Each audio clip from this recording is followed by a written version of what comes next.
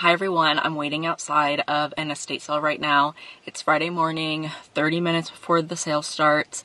There was actually two that I really wanted to get to that both started at 9 today, but I decided to go to this one. I think I'm like 22nd or 23rd in line, and literally all the names but like one were all men. There are a lot of knives here and just like other boy things. There's quite a bit of jewelry here. I got this watch at an estate sale recently and I was very much inspired by my friend Anna. She is very, very petite. She had a very petite watch that looked awesome on her.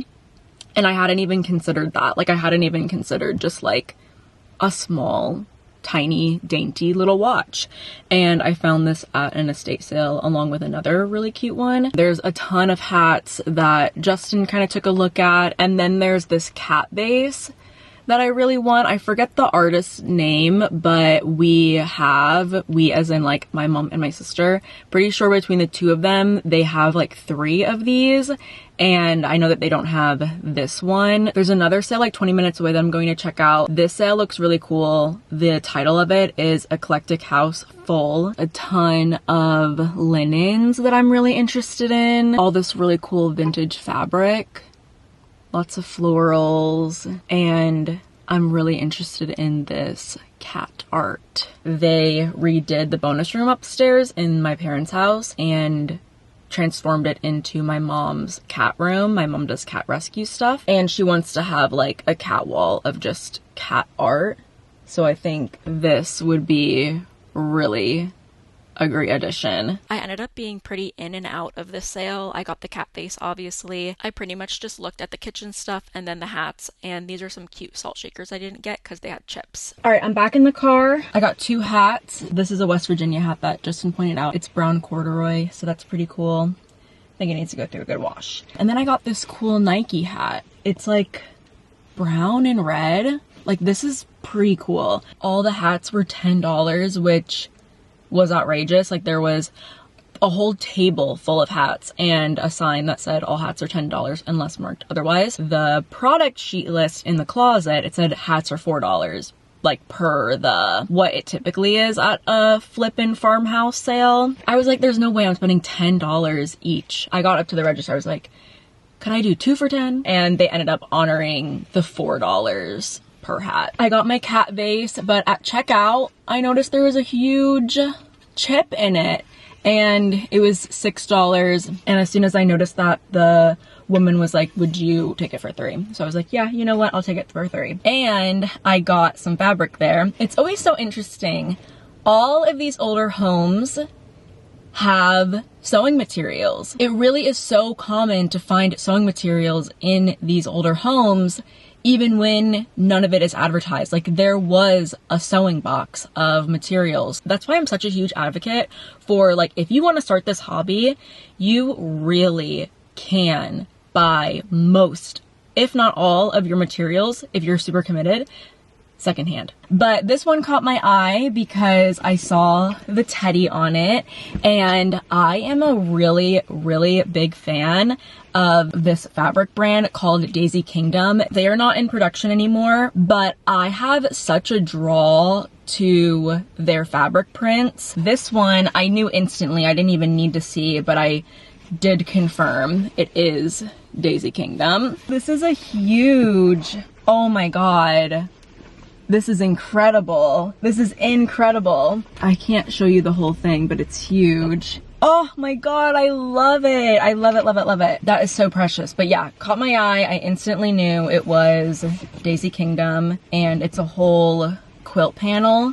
I think I got this for $2. I'm going to sit here and finish the little bit of work that I had to do, and then I'm going to be on my way to the next sale. This house did have a ton of fabric, and I actually ended up not buying any of it. Watching this footage back, I do kind of regret it a little bit, but I don't know, in person, I just wasn't feeling them.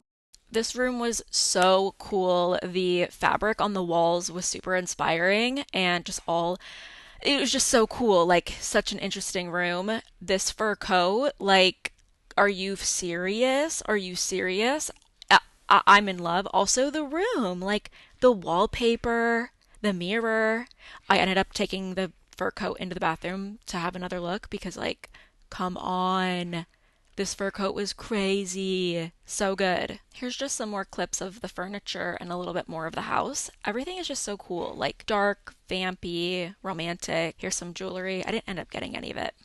Even though I specifically went for the linens, I ended up actually not taking any of them. I had 2 pillowcases that I was really into. They were really cute, but they kind of smelled weird. This home was not one of the cleaner homes. Some homes are just like that, it is what it is, but I did get that cat artwork, and I also found a really awesome fur coat. I was not expecting to find a fur coat, and I was not expecting to find a fur coat for $20, and it's a size small, so it fit. A lot of times fur coats are giant on me, but that one was gorgeous. It might be rabbit fur. I loved that it was like a light color, just made me really pop, I think. And as soon as I put it on, there was an older couple that was like, yeah, you need to get that. And I always think that's so funny. I love when people encourage you to buy something at these sales. I think it's hysterical. Yeah, it just like obviously had to come home with. And you know, we can have a conversation about like the ethics of wearing a fur coat. I personally think that vintage fur coats exist and they should be worn. I think newer production of fur coats, we don't need to do that. We don't need to do that, I don't think. But there are so many fur coats that already exist in this world. The quality is not like anything that's being produced today. Like, we get faux fur literally made of plastic. So yeah, the quality is just made to last. Fur coats stay in families for generations, and they are just made to last. They are made to be worn. And yeah, you're not gonna find something better quality. You're not gonna find something warmer. And I also just got that for $20. So fur coats, genuine vintage fur coats, are made to be worn and taken care of, because just like anything else, if you don't use it and you don't take care of it, it's gonna end up in a landfill. Then there's the whole other side of people being like, well, you influence like others to get a fur coat, then like, yeah, I hope to influence you to buy a vintage fur. I don't really know anybody that's in the market to purchase a real fur coat. Like, that is not in my tax bracket, and that's not in the tax bracket of people that I surround myself with. So, you know, if that's your circle, then you should have that conversation with your circle. I'm just keeping my fingers crossed that we get cold enough weather for me to wear that fur coat. That house was really interesting. Like I said, it was like a little dirty, a little grungy. The sale started at 9, and they were saying that they had so many people at 9, which I really believe, and they had these like huge, intricate crosses. They were super Catholics in there, and yeah, a lot of the artwork reflected that. I think a lot of the artwork is really cool, but like, yeah, it's just like not like a part of my identity, and I had no idea what I was looking at, so I didn't get any of that, you know, Catholic themed artwork.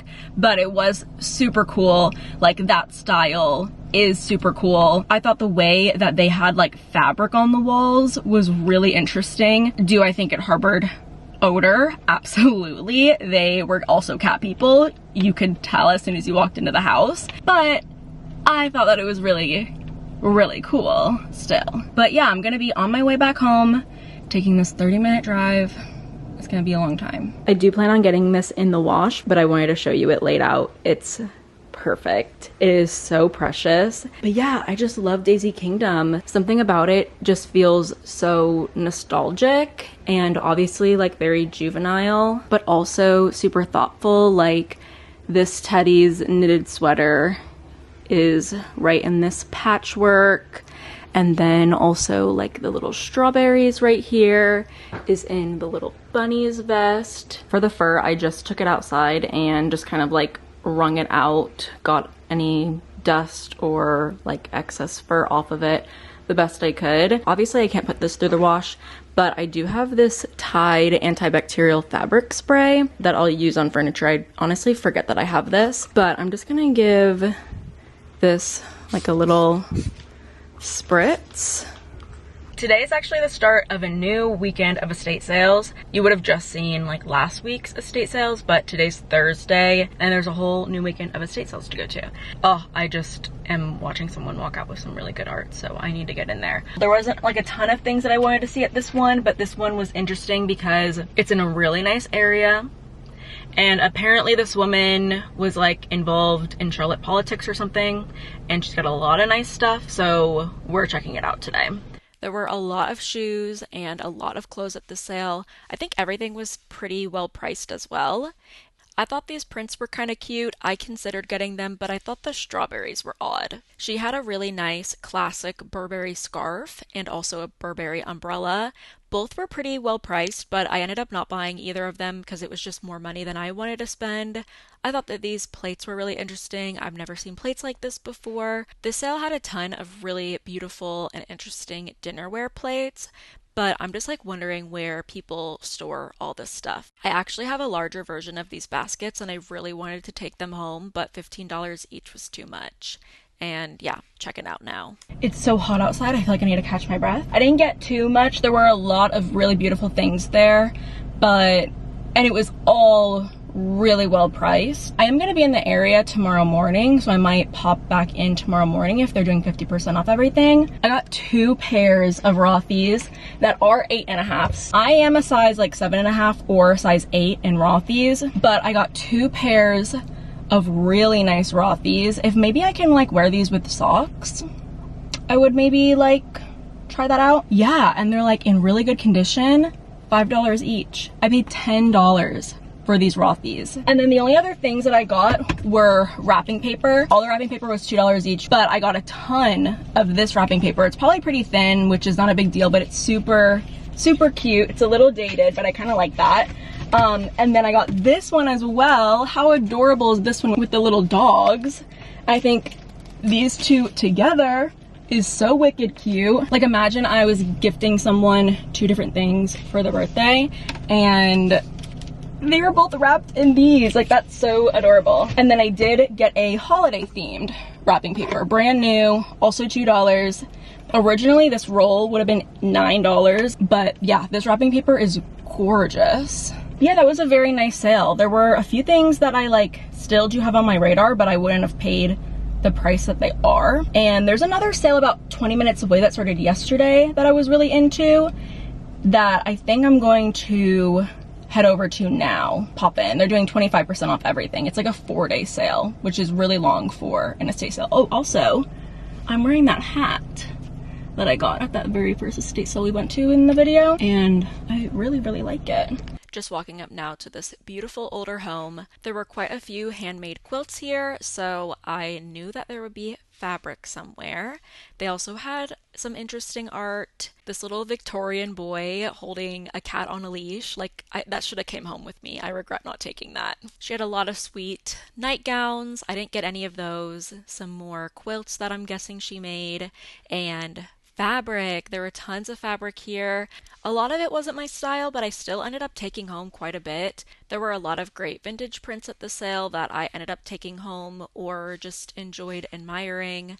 I just think looking at all of this vintage fabric is so interesting and inspiring. I love seeing people's collections too. You kind of get like a feel for what they were like and like what they enjoyed making. But yeah, honestly, a lot of this fabric ended up coming home with me, and I know the people working at the sale appreciate me coming through because people don't really buy up fabric like that.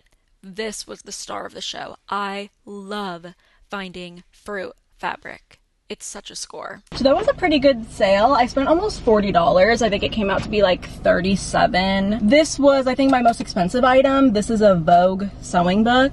I just thought that that was kind of cool. I think I'll probably remove the sleeve because it's kind of beat up. I'm not a huge physical book reader. I think I do need to make time to maybe try and do like 10 minutes a day or something. The information that this book holds that is not in my brain right now, it's probably like mind-blowing. So I need to definitely give that a go. And then I got these smaller books, more like home decorating books, that I think are really cool. I think having vintage home decorating books and photos is really interesting and also a cool way to discover like my own interior decorating style, knowing like what was in and what was trendy and what to almost look for while I'm out thrifting, because obviously a lot of vintage pieces is what I have to work with, because I'm pretty committed to like making sure that I buy